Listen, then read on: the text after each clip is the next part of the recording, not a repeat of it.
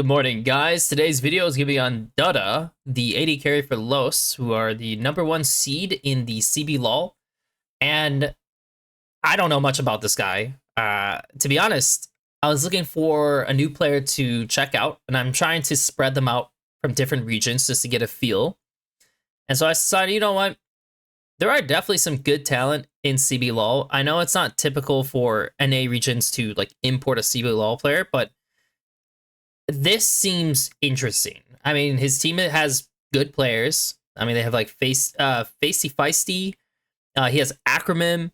So it's not like his team's a slouch. And so he's the rookie coming in, and yet he's doing really well alongside them. So that's interesting. They did just recently lose to Loud in the winners bracket, so they're dropping down into the losers, which we'll see how they do. You know, hopefully the best of ones doesn't mean that they were just like a fake team per se. But we'll start with a Red Candidates match that this is a pretty good team. I mean, Frosty has been a known quantity in support. They have Kaze and FNB, who are also on the same wavelength there. He's playing Ezreal into Yunara. Obviously, you know, he's able to escape these situations against Nar and Jarvan, which is always good. And it's not a bad game for him, so let's just kind of see how it goes.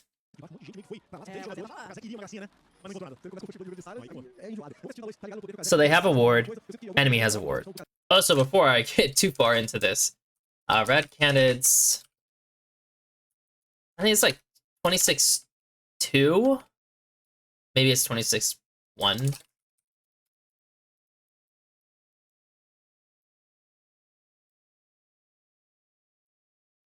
Perfect. All right, let's get into it. So we're playing for push. They know that...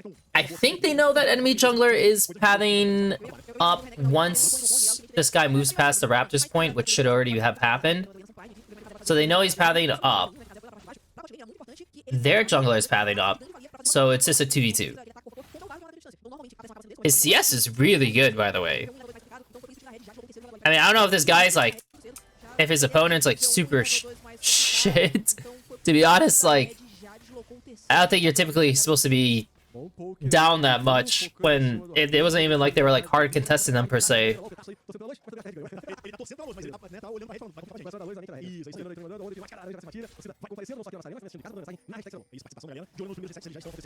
So they crashed on 3, and now they're letting the wave pull. And I think that's because they knew that their Wukong was gonna stay on top side. So this is just them playing out the lane safely. Por isso mesmo, vamos ficar ligado ao Mega ali do FNB. Fica a disputa no bot. Por enquanto, Colossus, eu sinto o farm bem parecido, tirando lá no personally, if I was him, when he's going into this play, one, they do need a ward just in case Jarvan actually saves, but they do have like these wards placed in the river. So for them, like technically you could be behind, right? So it would be on Ezreal to just walk behind and ward, which, I mean, yeah, like for the opener, like probably should ward.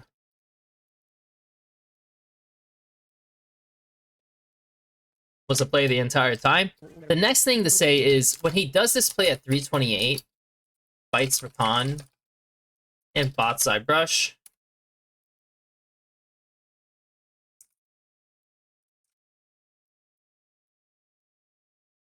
He should just be playing his range, because if Rakan W'd in, ooh, I don't have Epic Pen on either.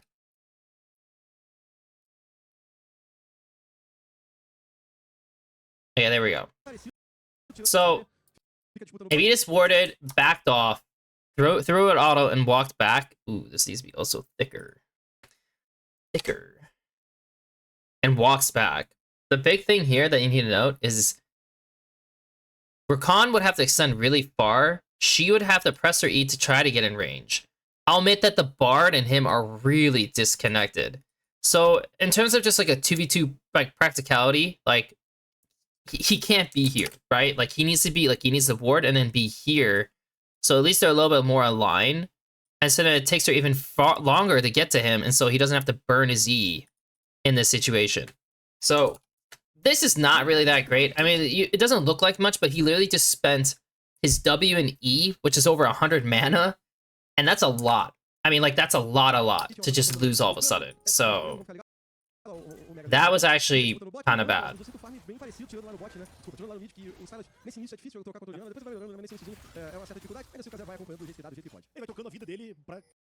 Conseguir alguma coisa de minions, mas ainda assim, tá dentro do esperado, esse matchup de melee contra range é esquisito mesmo, não é vantajoso. Tem chegado durante aqui no bot. Yes, I love it when it lowers my quality for no reason. So their jungler decides to come gank bot. The Bard flashes. Literally, they can't do anything. By the way, he has no mana, so yeah, it's not like he was gonna do anything. He doesn't have TP, so he's kind of lane locked per se. Like, if the Yunara wanted, she could just try to push the wave again. Okay, their mid laner just decided to die. Interesting. So they're building a wave. Whew. I like that. So he knows Rakan is mid, and he knows that the Jarvan crossed through mid into top, right? So the second he sees the Yunara with no stacks, he's like, okay, I mean, sure. And, like, I have full sums, by the way, so that little, like, quick notice. And by the way, so we should say it's like,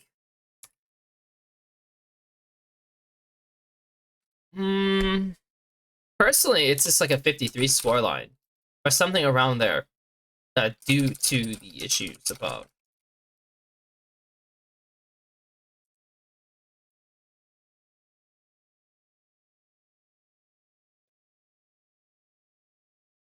So I like that.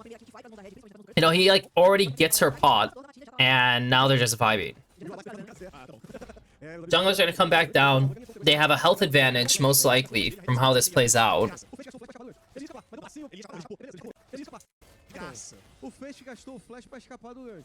Again, you know, this kind of situation here, you know, like, once he gets this, why is he walking back?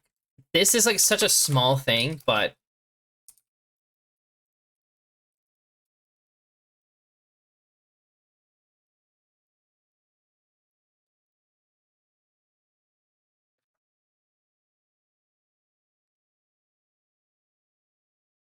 and so again, to me, this is a good play by Frosty, because burning that mana for free is great. You know, like, it's always a positive play for him, for Frosty.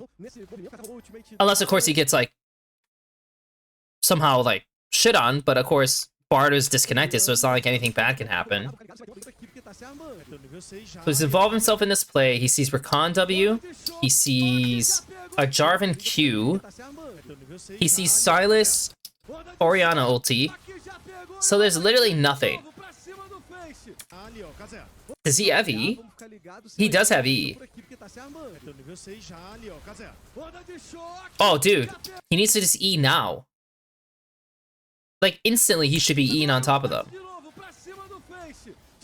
Oh, dude, he's fucking this up big time. Okay, that's kind of interesting.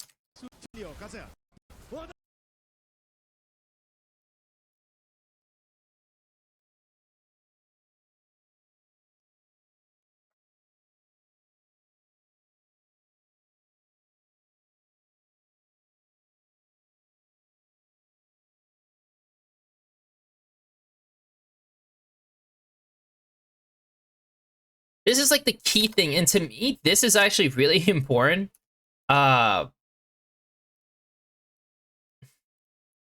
This is actually, like, a pretty important point to keep track of, in that if you fail to identify what the enemy used on your own, which he can, because he's just walking to the play, you kind of lose out on these opportunities to get a kill. So they probably should have netted at least one kill in that situation. Maybe Jarvan has to burn his flash. Something should happen there. And he got nothing.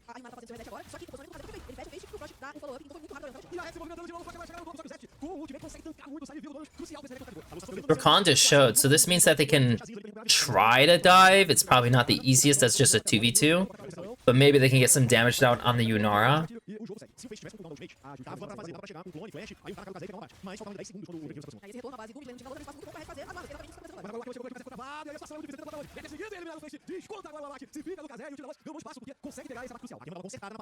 So he's on weak side now, compared to the Yunara who was on weak side prior. doesn't seem anything's really gonna be happening. It looks like he is trying to harass her while she has no stacks, and it's actually working again. So he successfully gets chunk damage down.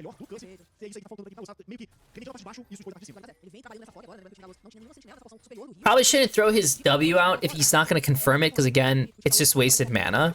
When we go into this, it's like, so you know the Jarvan finished his job top, right? We don't know exactly what the Jarvan's going to do, but we could clearly tell that these guys are getting humped bot, and Kaze just leaned down bot. So you're probably playing safe on this next wave until your jungler is ready to do something, which in this case, he's looking like he's going to go mid first. Okay, so how does it actually play out? This guy gets a stun. Oh my god. Oh my god, he ate the fucking bait. Oh no. Dude.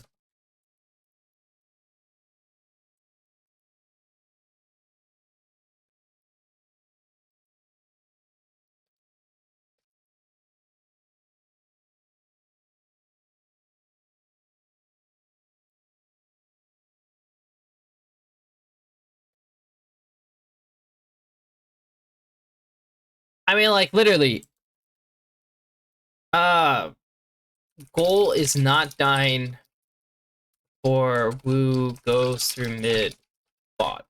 Literally, that's it. Oh, dude. So he just got hard debated. That's pretty rough. And now that hurts Wukong's game. The only one who's actually happy from this situation is Orianna, because like she got the help, right? So like Silas didn't feel safe to actually like ever go for trades. So he kind of steadily lost HP. Oh man. I mean, literally, if he just took the chunk damage and didn't like pull himself into that spot, it would have been fine. Now, like, obviously, yeah, maybe he could try to flash something. Maybe he could... Maybe he could get away with it. Maybe. But, like, the idea of just going for it, if he just doesn't... Like, the Yunara goes to half HP, and they're in, like, really good, like, positioning. Like, they're gonna have full control of bot, and so they're gonna be vibing. So we're moving through the river. He's going on the J4 and used his W kind of strangely. I don't know why he did that. It looks like the flag and drag just... Ooh. The Bard ulti was actually insanely good. SUR was good, but that's the end of the play. So he's gonna go for plate spot.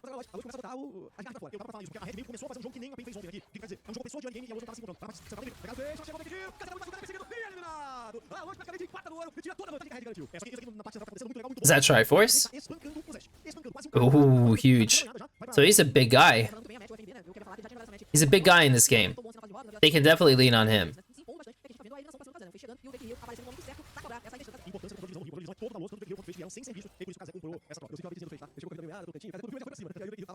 Nice.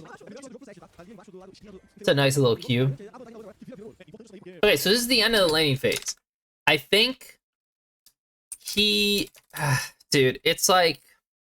This is like a 50 score line. You know, it should be better than what this is. But this is like mistakes you would make. This shouldn't be mistakes you make in tier 1. So this is, and these aren't mistakes you should even make in tier 2 in a way. So for me, it's just a lot of it comes down to disconnection with his support, plus not tracking information and applying it to his own.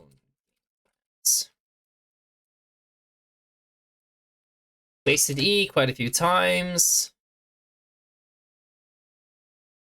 Did press the Yunara when it was right in 1v1s, but outside of that.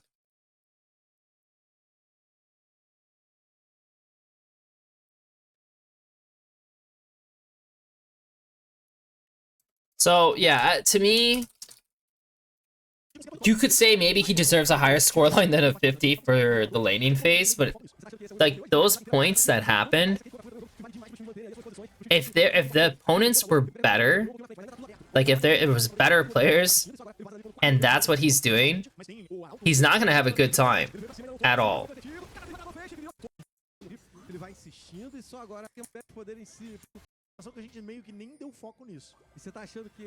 So there's a couple things let's apply here. Does he need to fight for the wave? So they don't have control of top. He is strong on mid. And he burns the wave again. And they still haven't taken top. Now they're coming through mid. But both Ori and Ezreal are kind of low mana. And they're giving up top. So like so far, the way this is projecting is not the best. And he needs to start saving mana for the fight. So if he wants to go for some Qs on the opponents right now, I think that's fine. Like, he has flash. Rakan has no flash. Rakan will never engage here. Like, if he wants to toss a Q out if Jarvan is in range, by all means, right? Like, he could toss a Q out now. And then just keep walking. And that's good enough. So he doesn't do anything. Again, he really cannot use mana on the wave, because if he's going, like, too low, then they can't fight at all.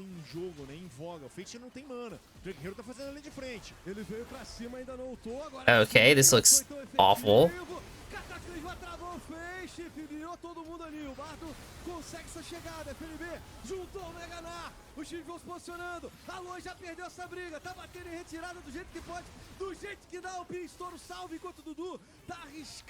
So, what can he do differently? Because his teammates are doing kind of a stupid fight. And so he's here. And where's his Q? Where's his Q?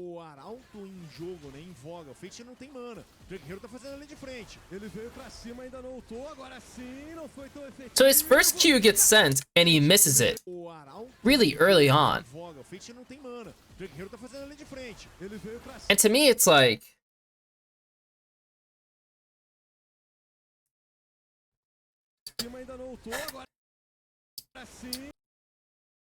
I mean, he needs to get something going sooner. I mean, he's really slow to start this.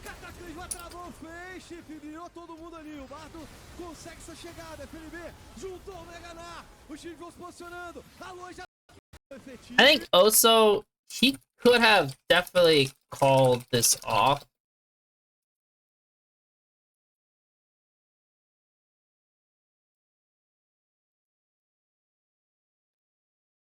Granted, he's a rookie, so it's not like, you know, I'm not gonna really deduct much for that point. It's just stated that, like, if you're the guy who doesn't have to do anything, like, it's really not that bad. If you're the Bard should really be ulting the guys on the right. Because, like, why would you ulti the guys that are getting blasted in the middle? I mean, that was just terrible for them. That was so bad for them. So Ackerman kind of into that shit up.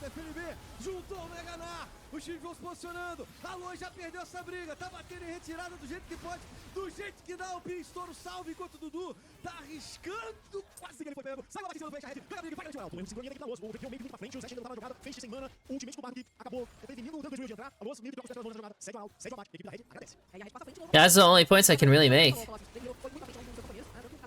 And so a lot what's going to come down to, you know, when you're watching 80 carries, because it's the first time I'm watching an 80 carry POV, like, for this scouting list, is you just break apart, like, the fights. I mean, because that's really all a role for an 80 carry is at this point, is just don't be an idiot on mid waves and play out fights correctly. So it's his job, him and Ori, to get damage done before they enter. So this is a lot better as a start. You know, 2 hits, another hit. If he knew that his jungler was gonna go in here, ideally he would save his Q, so like...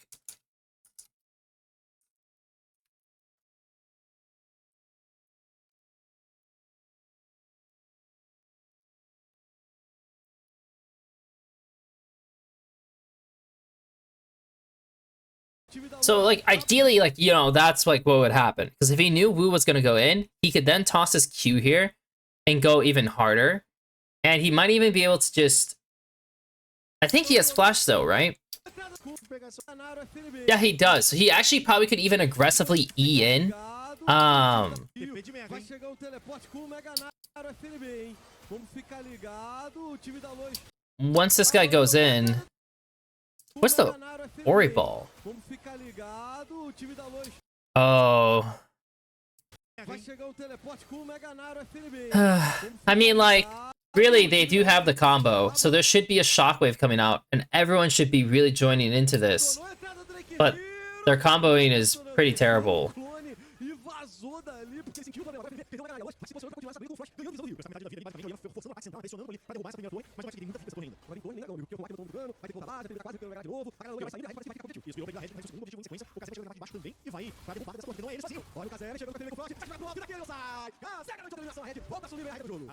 And since they lost the ultis, they didn't even bother going for the fight again. Which, I mean, makes sense. I mean, if you lost Wukong ulti, like, it's pretty hard.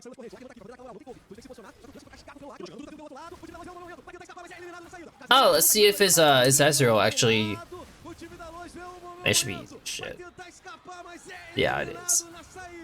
Kazé pegou o ultimate do Kong, tá girando ali, vai escapar. Só que o time da Lois desconta, vai pro jogo. Tem o equilíbrio e não dá pra saber o que tá acontecendo. Vem pelo speed mais, né? Vem do também, cara. Ele ainda não chamou os dois itens, você viu? Ainda vai ser um problema, ainda está em fase. Pegaram o Kazé, já foi eliminado, não tem tempo de narrar o time da Lois. It's pretty simple. I mean, these guys are just inting, so...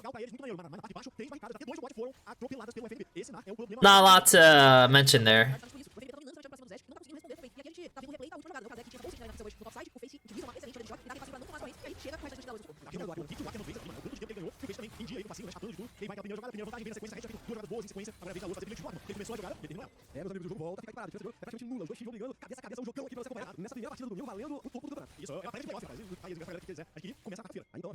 So he has blue buff, which means he's going to be able to sustain on the wave for a long time now. Much better than before.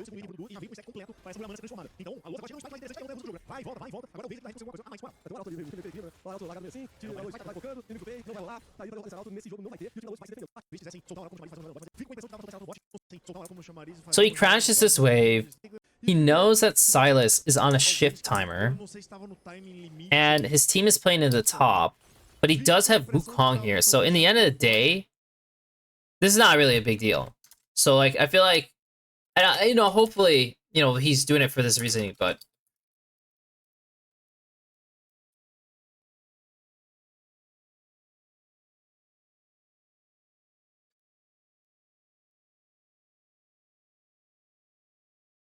I don't know if he planned it that way, but if he did, like I said, it's a good look.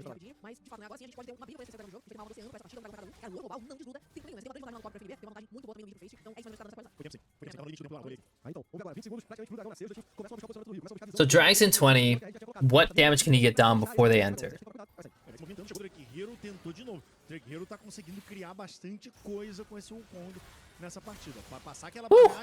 A lot of damage there. Oh shit! Nice. I like that he was quick to actually move on that too.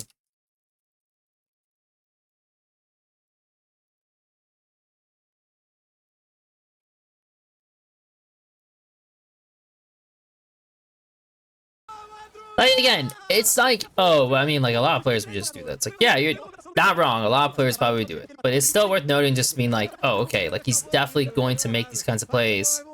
Or, like, join on his team on certain plays when clearly there's, like, no bite back.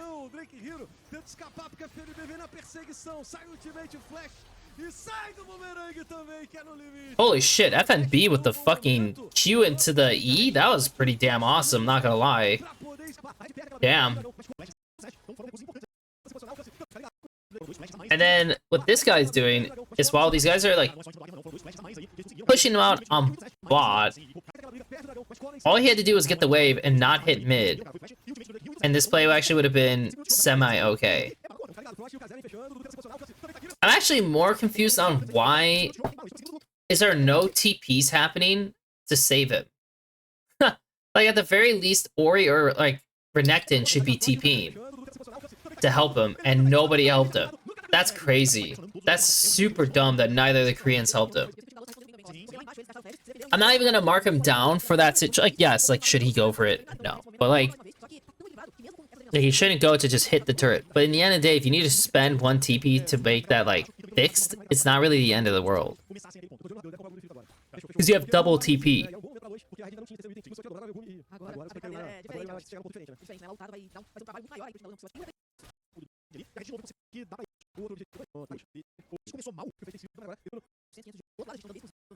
So let's continue down the bean path.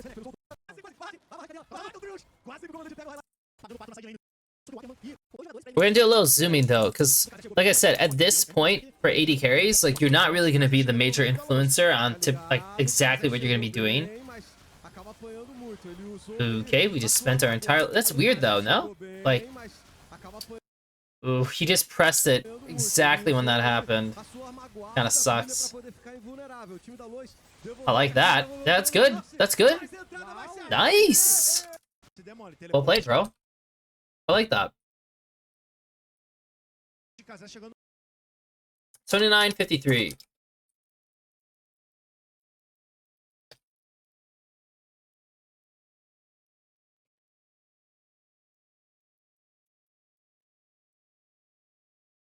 That is definitely something you want to see more often, you know? Because, like, everyone's so disconnected. So clearly, like, if Curse, like, buys into it, he's screwed. But also, if he does nothing, he's just getting, like, chipped out, so he needs to just EQ away.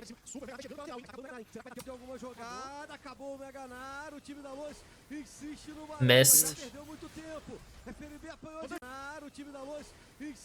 So, this is good. I don't like that he eats so quickly. I mean, Rakan has no R. But Silas does have R. You know what? I wonder if he has to do it that way. What do we think? If this Silas could press R flash in this moment, and he could react with E, like, you know, he could, like, he's gonna, like, pressing R, you kind of see it. Oh, I'm gonna E back this way. But then Silas will still close into you, and that might be a problem. He could also try taking it by using barrier and still saving it and trying to bait the Silas R flash. Because the Renekton is going to walk it down here, and there's no way this guy's probably going to be... Well, I mean, he has Ghost Flash. I don't know. Personally, maybe it's actually okay for him to throw his E that way. Because I'm a little worried that they might be able to follow through on that.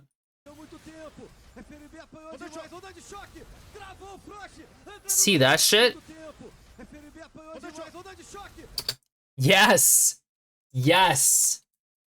That is exactly... Okay, I actually don't mind this.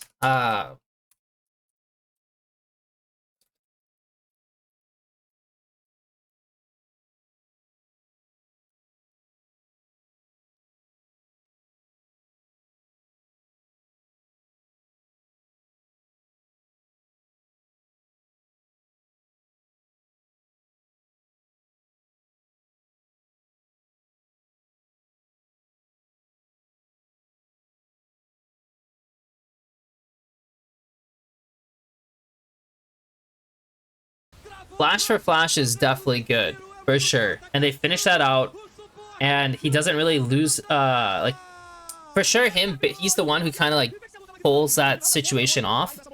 And so, yeah, good for him.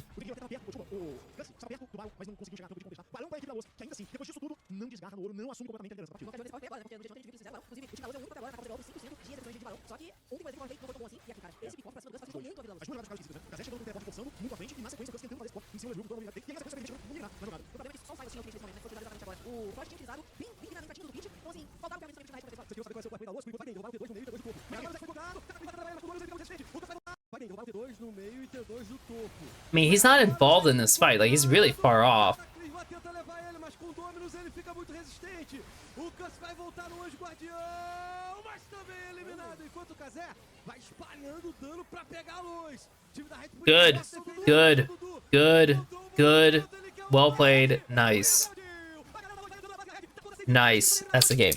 Okay, so for me, going into the rest of this game, there literally was only one instance that I was really not like too happy about. But other than that, this was like a low LCS performance, I feel like. Had one major issue, but other than that, he was effectively punishing hinted pathings, disconnections.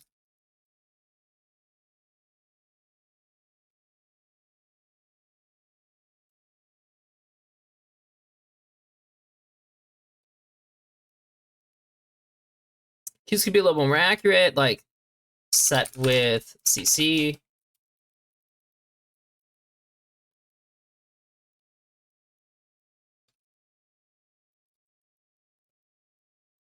I think that was a pretty good game. You know, for how it finished, I thought that was actually a pretty good game. So the next game I have is... This is Loud Playoffs Winners Bracket. This might be 2603, maybe? He's playing 8 Karma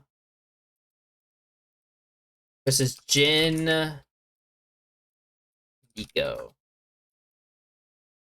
Pra vaga na final da chave superior da Copa CBLOL. Vai enfrentar o time da Red, que hoje venceu a Fúria por 2-0. Então será um confronto incrível, mas antes da gente chegar na final, So his jungler gets invaded on and effectively loses the 1v1. I don't think he can do the red. I think he'll die to the red. No? Unless he has a pot? Or can he actually do it? Also, the Caitlyn's really low. What the hell happened?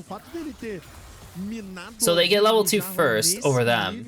Dá uma vantagem interessante para ele. O Shinzal tem sustento, o Jarvan não. Vamos ficar ligados se o Drake Hero vai conseguir fazer a salva com aquela He vida fucked up. pequenininha que ele ficou. Fuck! You're serious.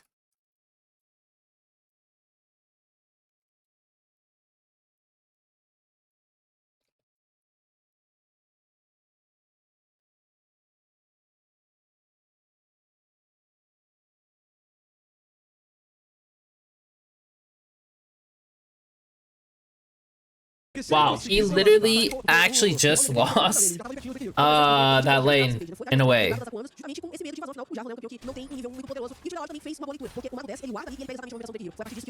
Because he's down a pod. So as long as they trade well onto the Caitlyn, she will have the base. The Karma can probably do her best to try to get the Nico low, so she has to like dip. But in theory, yeah, this is like not a good outcome for the Caitlyn. And she might even play more defensive to avoid getting Nico queued.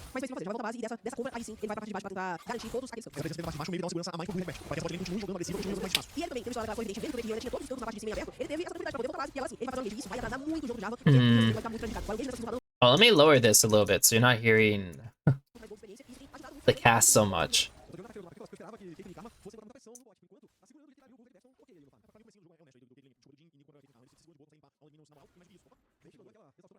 So Nico found a base to gain tempo. The Jhin is going to end it there. And then Nico is able to help out mid, who is struggling. So that's like kind of the outcome. Like it'll look like, oh, like, you know, that doesn't really seem like a, like say lost lane, right? I mean, against better players, yeah, it probably could lead to that. Because again, in theory, once that happens, you know what your advantage is as the red side ball lane. Now, as the blue side, yes, he did get BF first buy still.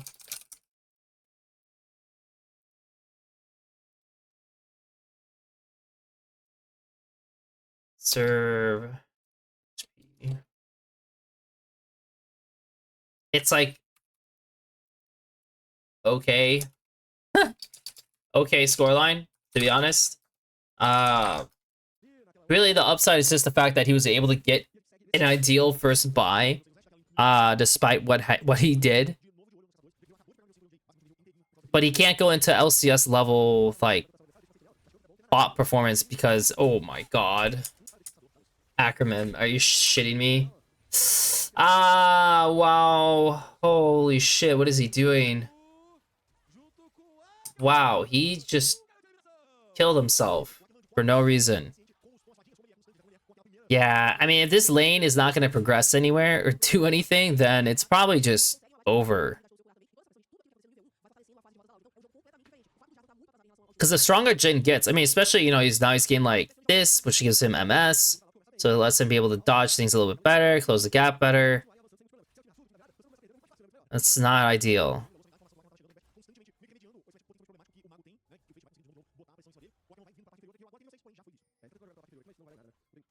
He's trying to hold the wave to create a 3v3 situation, but I mean, even if the Xin was there, like, I mean, they can't fight for shit. I mean, like, jungle is losing, they're losing bot, like, there's just nothing to be had.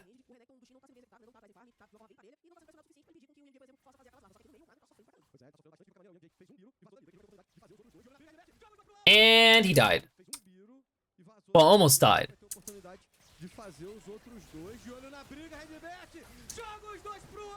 Can he even do anything about this? Can he actually do something about this?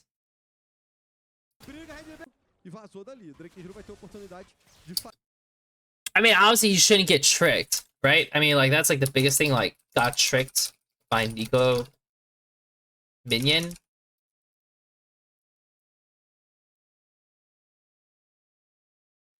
Like, that ideally should never happen. He also should definitely just cleanse. Like, the second he sees his W come out, cleanse, flash out, maybe this is salvageable. Like, late on using sums.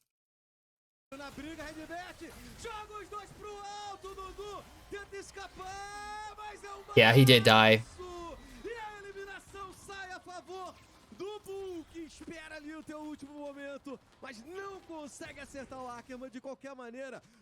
So now he's kind of fucked. I mean, like, based on that, like, for what the champion he's playing and what he needs to do in this game, he is not going to do anything. So he should be, in theory, go to bot, right? Like, he's up tempo. He decides to go for a mid play, which hopefully he gets something. He doesn't, so now he misses his opportunity to play through bot. Now his support is getting tagged. Luckily enough, this guy kind of ints it, so cool. Okay, we killed this guy. Alright. Oh, this guy ints. Great. We're back in it all of a sudden. Like, he actually picked up a bunch of stuff. He picked up 2 kills. So he's tactically back into it. Instantly, even though the game was literally over, now the game's doable.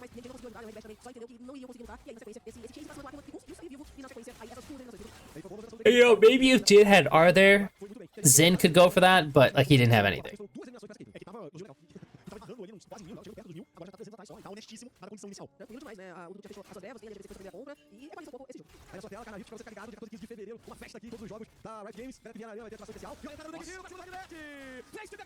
So they're able to get another pick just from playing, and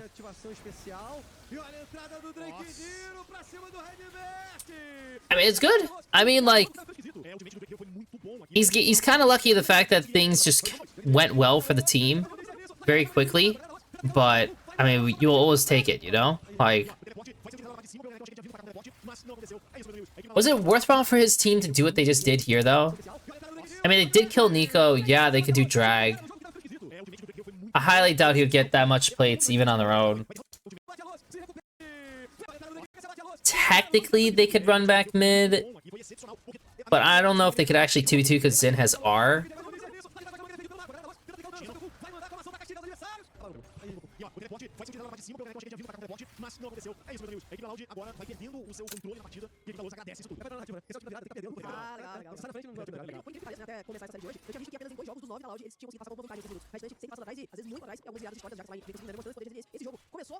So great. I mean, like I said, he's back in the game. He has his item, and he has another crit cloak even. So he's vibing.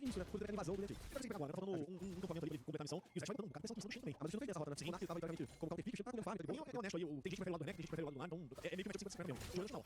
Vamos ver se vai chegando aqui o Arma do Duhduhh. Eliminado, galera, onde puxa o gatilho. Pega a eliminação. Ele mete de novo o canhão e agora lá pra sentar o primeiro kill. Cataclismo, tá do lado do outro. Fica preso, fecha no Cataclismo, roubado pelo mago. Yeah, I mean, they're getting ran bot. I mean, just because of the playmaking difference. So the question is just like, what can he do differently? And there's really nothing. He's playing Caitlyn. Like, the only difference that could really be made here is after this whole play executes, right? Like, okay, we took drag, you know, my Jarvan needs to clear, so like we need to play safe on bot for a little bit. And then the Jarvan needs to come back bot and play through them. So honestly, it's like, actually it is kind of his fault, low key. Like,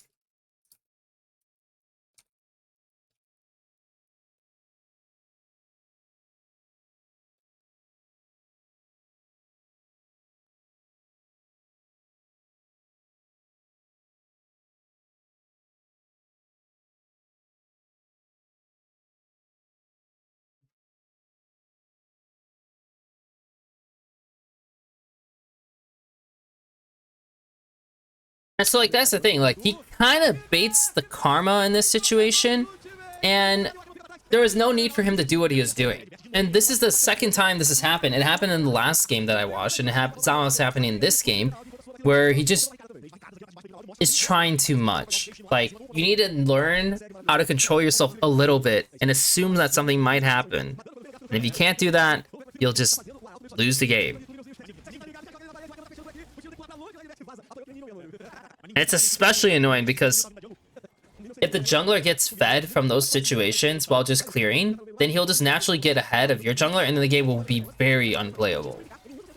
So, yeah, I would say...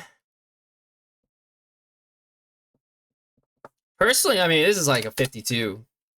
Actually, this might even be lower than that. This might be like 47 score.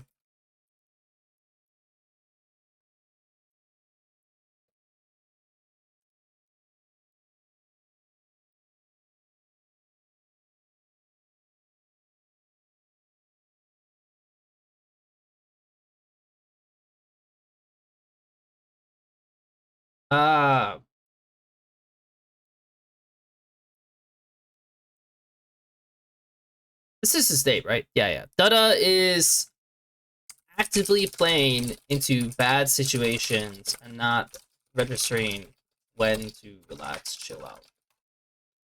So, like, he does take a huge dip on his score because, you know, his ability to get back into the game was not through his own play. It was not through his own, you know, decisions or, you know, out like baiting them or anything like that. It was just they ended. So my initial read on this guy is he's okay. It's like, it's annoying because you can see that he could be capable of doing more, especially like, you know, seeing in the Ezreal game, seeing how he's doing some of the fights, that was good. But for playing a more lane dominant and required to be dominant ADC, whew, he's I don't know if that's actually the right play for him. Knowing how he is, like the mistakes he makes, it might be best to just avoid these kinds of champions altogether.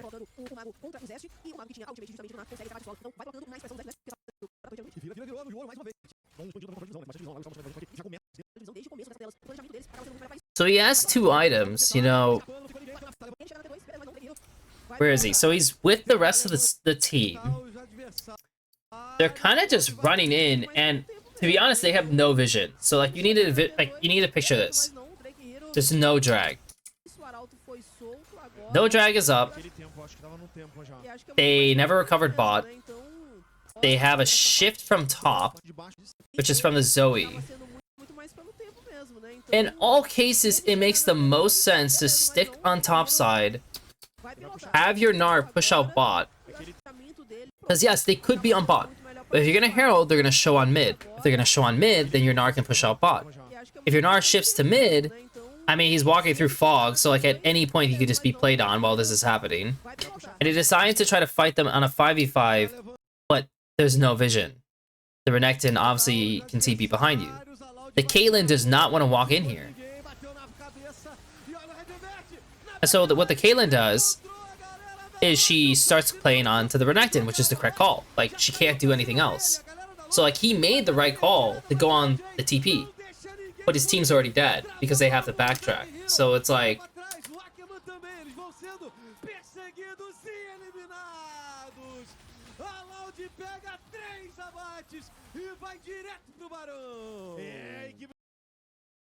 And what are you gonna say? Like, this is the problem. Like, if you don't have a strong enough lead as Caitlyn, you know, it's pretty hard to do shit.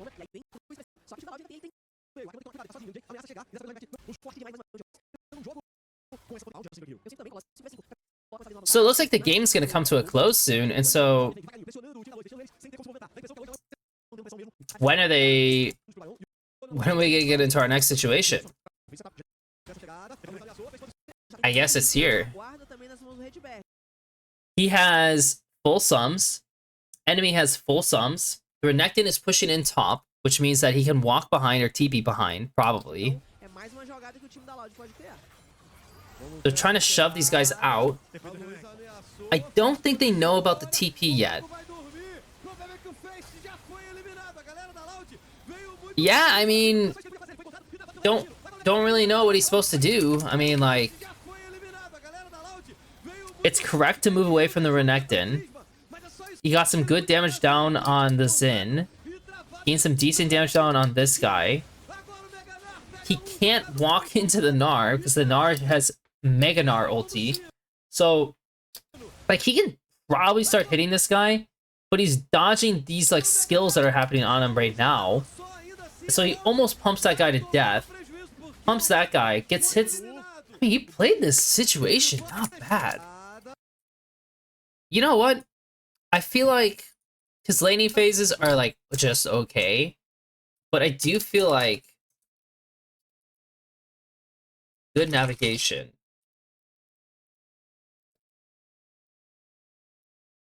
I feel like this was a good example of, like, choosing the right targets and moving the right way.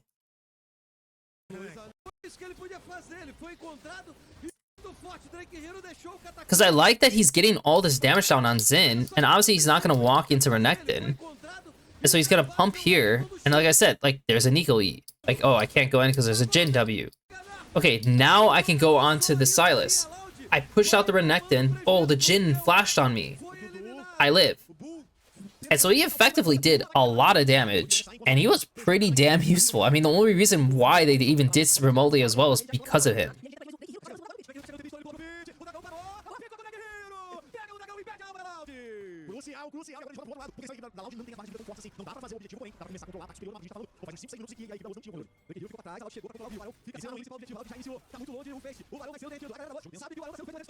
Oh, here we go again. So he doesn't have flash, so he needs to be pretty careful. Now, no one else has flash as well. But if he spaces well enough, there'd be no problem. So these guys want to go. He's giving a lot of space, and I think that's correct, because in the end, like, the Sylas is hovering on the flank. It's like, what is he going to do? He's going to fight forward here, and then the Sylas is going to engage? No, can't do that. Way too, like, not good. So he gives the correct respect. His Jarvan kind of ultis for fun. And yeah, they just lose Baron.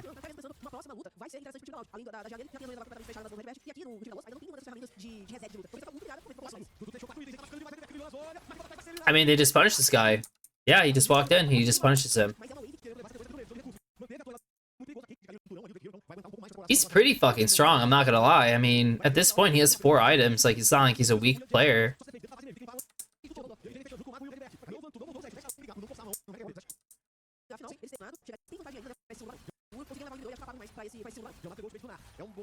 Okay, so what we need to understand is that he has flash now. And so does the bulk of everyone. So he needs to be very careful on what he's doing. The supers are coming in, and Dragon's not for 25, so they're definitely here way too early. Like, they have to answer top. And they just lose the drag because of it. It was a lose-lose situation. If they contest the drag, they're gonna lose stuff top, and that's not really it. Okay, so we get another fight. They don't have vision. The Jarvan is trying to run into the jungle, which no one can follow. His Zoe just randomly dies. Caitlyn's trying to find something to do, and there's nothing. And that's the game. I feel like, low-key, I actually feel like this is like, again, low LCS. Like, he went on the right targets, he moved the correct way, and gave respect to flankers who can pounce on him. His teammates actively chose bad fights, locations that he cannot follow, since he is playing Caitlyn. In the future, he needs to tell them what they have to do differently. That's how I feel. Now, I could go over one more game, but I'm already like, I'm like pretty far into this at this point, right? 51 minutes, you know, 2 games. Yeah, usually I would do 3, but sometimes it takes longer if there's like a lot of things to go over. I feel like watching him, team fight wise, this is his strength. Okay, you know, that's how I feel watching this. I feel like this is his strength. Laning phase needs to learn how to play around timers better, show restraint, and go hard when it's right. And I mean, look, yeah, that kind of coincides with what it means with like play with around timers better. But yeah, I mean, a lot of situations are just him misreading what it is, and that's like hurting him. But like I said, in the mid-late situations, there's definitely stuff going on that I like, and that's really important. And this is his strength, like clearly, not clearly, but like shows upside towards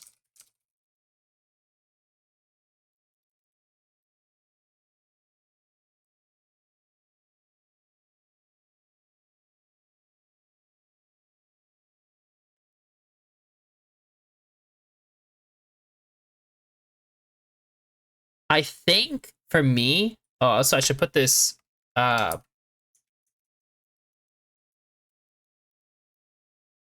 here. For me, I will pay attention to him, and I'll go through watching him again later on, probably. Just because I think this was a good start. I want to see how he improves. It does suck that him and Ackerman are actually not. They should be dominating. Like, they should just be a consistent dominating force, technically. But that's not what's happening. But for now, not a bad first outlook for this player.